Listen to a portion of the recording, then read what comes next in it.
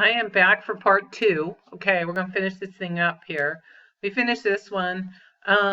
Just a note that it seems like, oh, why are all farmers old? Well, you've got to remember the structure of farming is typically farms in the United States are 3 or 4 generations old. Most farms in the US are family owned. So the process is usually the family hands the farm down to the next generation, and that doesn't happen until that generation is old enough to take over the farm. So that explains a little bit of the age factor there. Okay, let's talk about specialization, diversification, organization, and contracting. So a little bit of information on corporate farms versus family farms. Um, oh my God, I hate the word factory farm. It is a very um, poor description of any type of agriculture operation. So I will never ever use that term in an economics class, and I never ever want to hear you use that term in your homework. So what we are going to talk about is family owned farms. So in the US, most farms are owned by families. And remember that many farmers incorporate their farms to limit their liability in terms of and to manage their tax structure better. So if we look at this particular description, it says U.S. farms are mostly organized as individual operations. In the tax world, that's called a sole proprietorship. Some farms are organized as partnerships, and that's about 5% of U.S. farms. And some farms are organized as corporations. Typically, partnerships and corporations account for about 40% of the value of agricultural production. And remember, a partnership can be two brothers, two sisters, two families. Corporations are incorporated and they can be family owned corporations. A good example of that is Foster Farms, the poultry company. They are a family owned corporation. So, over the last 40 years, when we look at this idea of contracting, over the last 40 years, farmers have become less dependent on terminal markets and spot pricing. So it used to be if you raised cattle, you would sell your weaned calves at the sales yard. You would take them to the auction and sell them. That is a terminal market. Spot pricing is you take your truckload of grain to the grain elevator and they give you a price that day. That is far less common today. Most farms they hedge, they use a commodities market, the futures market, and they also forward contract their whatever they're producing. So it says about 10% of farms today rely on marketing contracts, and that is basically guaranteeing a price before maybe that crop is even planted, and that is very important for taking the risk away. And that is how big farms are managed. So the farms that are putting food on the table, not the 56% of hobby farms, because they don't produce a huge amount of food. They don't forward contract, they don't use the futures market and things like that. But marketing contracts are important. And then that other statistic here is the 90%, and that's because remember, a big portion of what we call farms in the US really have a very small income from agriculture. Okay, some information on farm inputs. Remember, inputs are these categories: land, labor, capital, and materials.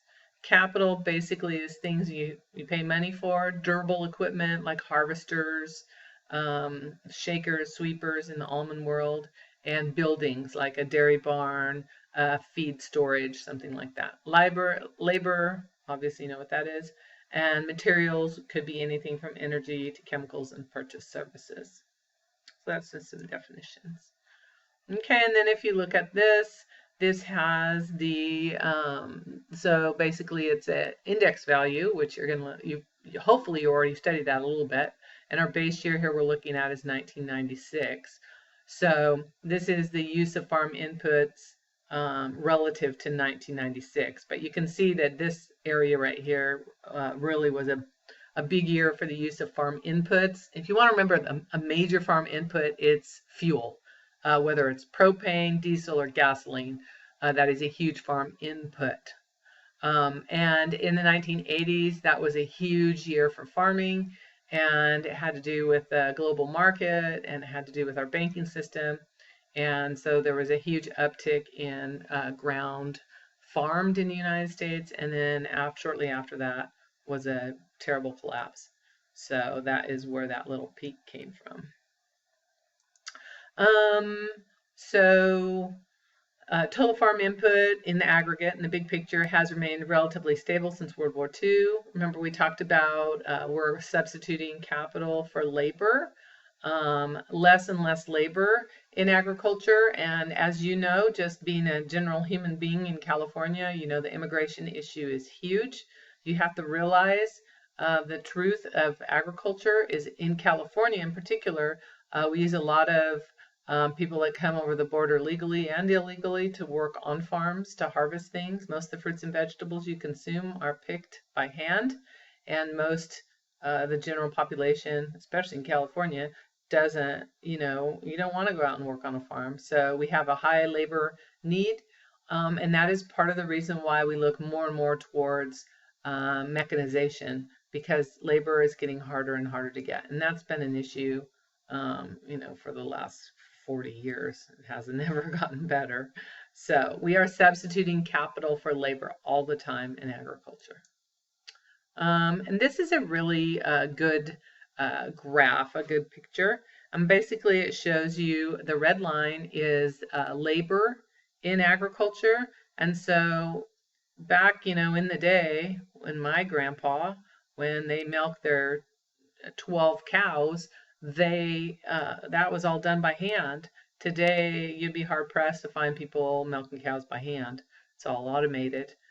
Same with harvesting most of our crops. Very little crop harvesting is done by hand if it's a grain or cereal crop. Capital is, remember we said things that money buy, machinery, inputs like fertilizer, things like that. Well, actually they're calling that material. So this is the big buildings and expensive equipment has continued to increase. And then materials, a slight decline, but relatively stable. Okay, let's go on here. So a little bit on productivity. I think this is really important. I'll try not to go off on a tangent. I only have 7 minutes left, so I won't. Productivity is defined as output per unit of input. Productivity has increased dramatically since World War II. Output has been on the rise primarily to the development and use of technology and biotechnology. It is really important for you to understand the positive role that GMOs play in agriculture. And the word GMO, it just makes everyone's hair stand up. But you have to realize that modern science has developed technology that allows crops to grow with less water, less fertilizer, to be resistant to diseases. And that is science. And if we want to feed the world's population, we have to rely on science, not hearsay and not people's opinions. So the BST example I'm not going to go into, but you have to remember that our output continues to increase. Let me give you an example. In the 1940s, the average dairy cow produced about 40 pounds of milk per day. Today, that Holstein cow on a dairy will produce anywhere, a low producing cow would be double that, and that would be 80 pounds. So we have double productivity, not because she's genetically modified, but because of technology. Better milking, better housing, better nutrition, better health. And that's what you need to remember about agriculture. So when we look at agriculture in the US, growth rates in livestock because of good genetics, not because of hormones, not because of antibiotics, because we can't use that in livestock very much. Growth rates have been on the increase. Crop output has also increased at a rate of about 2% per year. Okay. So I talked about this already. Genetically engineered crops, GMOs, have allowed increase in productivity, and that has been very beneficial to the ability to feed the world's population. About 90% of all soybeans and cotton in the U.S. are GM, genetically modified, and they have been genetically modified to resist insects, which reduces pesticide use. So there are many positive aspects of that. Okay, I'm going to zip through. Can't get lost on that. I can get off on that tangent for a long time. So here's our index of productivity, and you can just see that agriculture productivity has continued to increase, defying, what people thought of back in the 1800s, that world population would far exceed our ability to feed ourselves. And that has not happened yet, thanks to modern science. So there's an index of total output for agriculture. Again, very positive slope, increasing. Output associated with livestock, increasing. Output associated with crops, increasing. This is we'll go over this pretty quickly, but this is one of your questions on your homework. So if we look at how we calculate profit, we take any government payments, that would be what we would call a subsidy. Not all crops are subsidized. We're going to learn about that, but not right now. So we take any government payments, any off-farm sources, and income from farm sources, and add those two together, and that gives us our gross farm income. So that's like your revenue, all the money you have coming in. Then you subtract your production expenses, which would be your fuel, your fertilizer, your seed, your insurance, things like that. Subtract your expenses, and that gives you your nominal net farm income. Remember, nominal, not adjusted for inflation. And then we have to adjust it for inflation, and we get our real net farm income. Just remember, this one's the easiest, the green one. It's basically your income minus your expenses equals your nominal net farm income. Okay, zipping along here. The financial structure, if we look at farming assets, are things that a farm has to have to operate. So on a dairy, a non-real estate asset would be a cow. Real estate asset would be the land. And financial assets would be money in the bank.